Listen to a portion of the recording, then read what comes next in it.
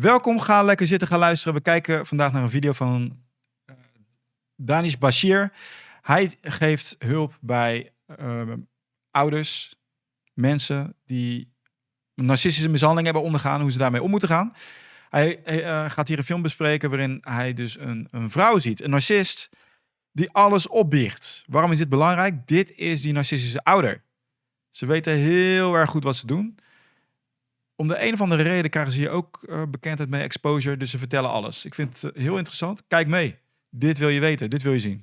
Where female narcissist whose name is Lilith. In this video, Lilith confesses everything she has done in her past. She talks about her abusive personality, how she used to manipulate people, how she used to gaslight people, how she used to elicit certain emotional responses from people and then weaponize them to get what she wanted. She talks about how predatory she was in the past and how it impacted those she was in a relationship with. Now, before we begin, here's a word of caution. This video is very intense because it confirms everything that we have been talking about when it comes to narcissistic abuse. She exactly says what we have been together trying to understand about narcissists and how they function, and why do they do what they do. So it may be a little triggering. You may need to take a little space here and there to kind of just get it all together. Before I begin, I have a special gift for you. I have created a free guide for survivors of narcissistic abuse, and this guide answers top 10 questions that every survivor of narcissistic abuse asks. You can access the guide instantly. The link is in the description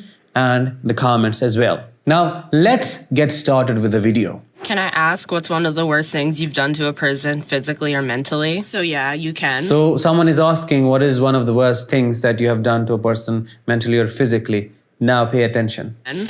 This is going to be gross and it's embarrassing. And I know that it doesn't matter that it's embarrassing to me. What matters is that it's wrong. So I'm prefacing this is wrong and you shouldn't do this to people. And if you find yourself relating to what I say, then maybe you should get some help. That's all. So I always viewed relationships as like mental chess. She used to view relationships as a mental chess. We always say that for a narcissist, it is a game. They always and already know what they want out of a relationship. The agenda is already set. They know what they are in for. So it's that love bombing and everything they do, it's all fake. That's why we say it was a lie right from the beginning. I was always doing everything that everything that I said and did was planned and thought out to get reactions and to get people to do certain things. So I pushed people to really bad places. In this video, which is just over 2 minutes long, I want to show you how to create.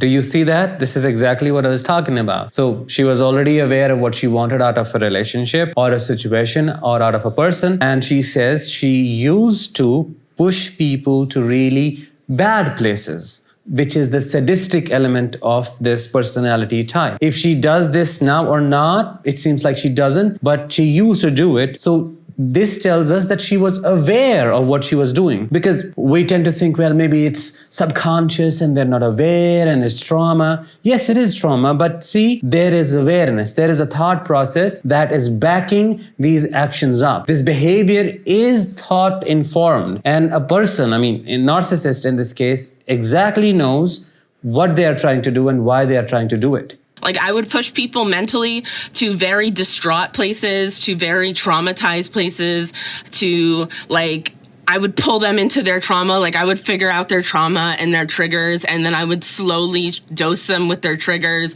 and their traumas to put them into fight or flight modes. A narcissist studies you in the beginning. Many people who are in this field have been saying this again and again, that a narcissist studies you and studies you thoroughly. When they ask you about your past, it's not that they want to know you, they want to know what you have been through so that they can use the exact pain points that they find through your history and push those points, push those buttons to elicit similar responses. Why? Because these responses work for them. They can get them what they are looking for emotionally or in any other way possible. Now, here is the sheer lack of empathy is spine chilling. It is nerve wracking to see that someone can be so unempathetic that they are feeding on someone, they're preying on someone, and they don't care. And this is not a judgment, this is just an observation. If you can look at her face, you can clearly see there is no true remorse. Yes, she's a little bit shaky, which maybe is a sign that her shame is getting triggered, but look at her eyes. They're cold. There is no true remorse, no true... Ik ben wel benieuwd voor de luisteraars. Heb je wel eens gemerkt dat jouw ex opeens dat de ogen zwarter leken? Black eyes in die woedebuien. Ik ben wel benieuwd. Laat een reactie achter. guilt that is being felt while she narrates her story and what she used to do. It just kind of, she's saying it and just she's putting it out there, for which I really appreciate her, but you can see that. You can see there is no one in there. So then I could have more control over them. This is terrible. Oh my God. One person I had so stuck on me that he ended up sending me like $150,000 during the pandemic. And he was also like not getting anything from me. And I was like telling him to kill himself. And Wow. Oh my God. Oh my God. I mean, I am sorry. This is so triggering. She was telling this person to kill himself. What can be worse than that? What can be worse than that? Oh my God. I mean, poor person. I mean, you can imagine as a survivor what he would have experienced, the kind of pain, the kind of agony he would have experienced back then when he was being abused by her. But do you see the absolute lack of reflection? Maybe while she's narrating the story, a part of her is telling her, well, this is embarrassing, this is terrible, but is she truly feeling, experiencing the gravity of the damage, the destruction, and how she impacted that person, like what she did, what she caused? I don't know. I was being really mean and making him cry all the time. And I would like lie to him, and then I would like give him like doses of like what he wanted. But like I was just mostly just really abusive. Like I was like, just like, you're just such a piece of shit and like nobody cares about you and all of that, because I was just wanted to keep him so I could keep using him. Do you see that? This is what they do when you are idealized and they get you and then basically they devalue you. First, they give you. They know what you want. They give you. And they kind of show you the potential of the relationship. They show you what is possible. But then once you are in, they know you won't leave easily. You are trauma-bonded. So what do? Intermittent reinforcement. She says that she used to kind of give him, a little bit here and a little bit there, throw a breadcrumb at his face to kind of keep him there, as she says. But she was overall abusive. Most of the times she was telling him that he was a piece of shit. Wow. But was he a piece of shit? I don't think so. This confirms that these people say these things. Yes, of course, it is a projection. And at the same time, it is a lie. Probably they know that you are not what they are calling you. It is just being said so that they can attack your self-esteem, your self-confidence, break it, shatter it into pieces, and keep you under their control. And I think that complete disregard is like just like the worst thing that I've done, like mentally, is that all of that that I just explained. I also admit there was like one point in my life where I thought that this was cool. Like I thought that like manipulating people and like having the ability to like implant thoughts into people's brains by like suggestive like thought was like cool. I mean, wow. What do I say to this? Do you see the grandiosity element? They think they're superior. Why? Because I am able to do these evil things. I'm able to plant these certain thoughts in your head and make you feel and think in a certain way. And that makes me a powerful human being. And this explains why they think it's your fault for falling for their manipulation, for accepting them, for not seeing through them. They think you're a fool and therefore you deserve to be treated this way. They don't think it's their fault in any way. Quite the opposite. They think it's their skill and you are weak for falling for all that facade. How crazy is that? I mean, I've been saying it again and again. This is all crazy. Someone is confirming all of what we have been thinking and talking about and contemplating, and here it is and she says it all. Is selling your products online starting to feel like a losing battle? Jumping on every platform out there, crossing your And I liked doing it, and now I feel disgusted, and I don't think that it's right. I know that people are probably gonna be like, wow, you're a piece of shit, but that's why I'm on here. That's why I'm talking. That's why I'm trying to be honest. So, yeah. In the last piece of her video, she acknowledges that her behavior was disgusting. But does she truly realize it?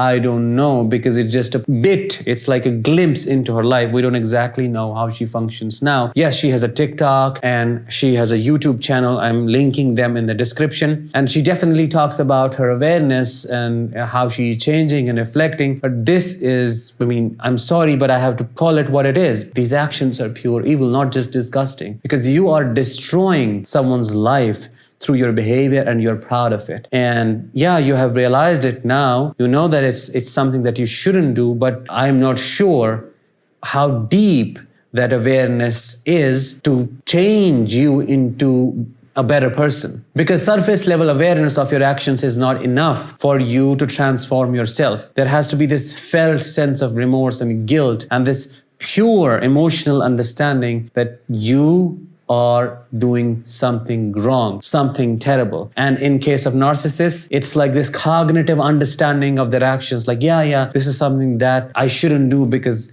it's bad. How do you know it's bad? Because people say it's bad. There is no true embodied understanding of it. That's why it's said that they have cognitive empathy. They can only understand that you are in pain, but what do they do with that understanding? Nothing. It doesn't change anything at all. It's like a tiger becomes aware of its stripes. A cheetah becomes aware of the patterns on the body. But what happens then? Nothing. They just know that they have these patterns. I hope Lilith definitely sets an example for us survivors of narcissistic abuse and kind of demonstrates the change she talks about, and I appreciate her. And I also request you, all of you, to be respectful towards her, because after all, she's talking about these things, and at some level, it must have been difficult for her to do so. So please be respectful if you interact with her on her channel or...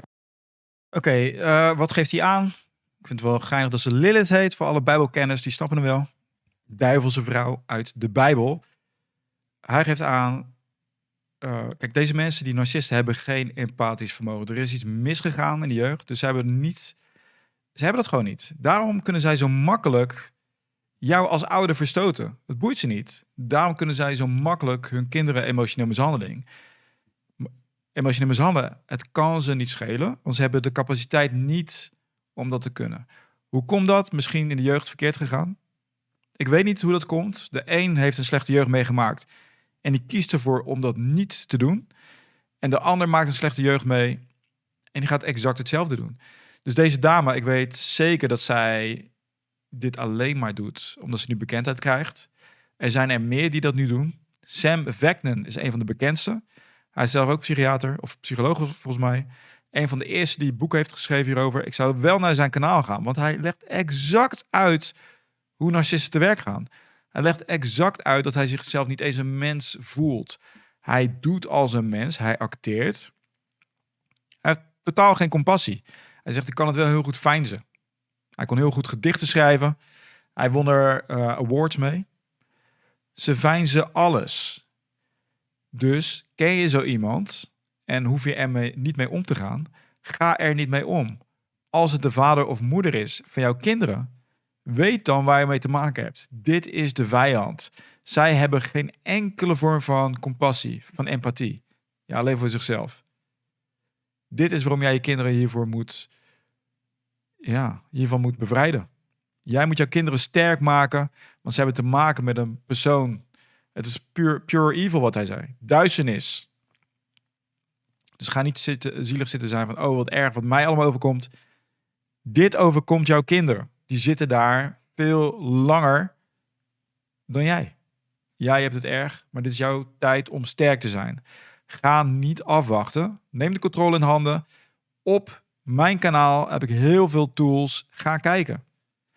Ik merk dat niet alle, bijvoorbeeld de video's over de opvoeding. Nou, eentje wordt wel heel goed bekeken. Maar er is nog een deel 2, nog een deel 3, nog een deel 4. En pas het toe. Ga niet denken, ik ben een slachtoffer. Zorg ervoor, ik heb 2 interviews gehouden op dit kanaal. Deze 2 dames kunnen je ook helpen om zelf te helen. Ze kunnen je helpen om de strijd aan te gaan om jouw kinderen weer terug te winnen. Like, subscribe, Spotify, 5-sterren review. Laat me weten wat je nog meer wil zien. Stuur een e-mail naar ouderverstotingoverwinnen@gmail.com. Samen gaan we de strijd aan. Wees geen slachtoffer.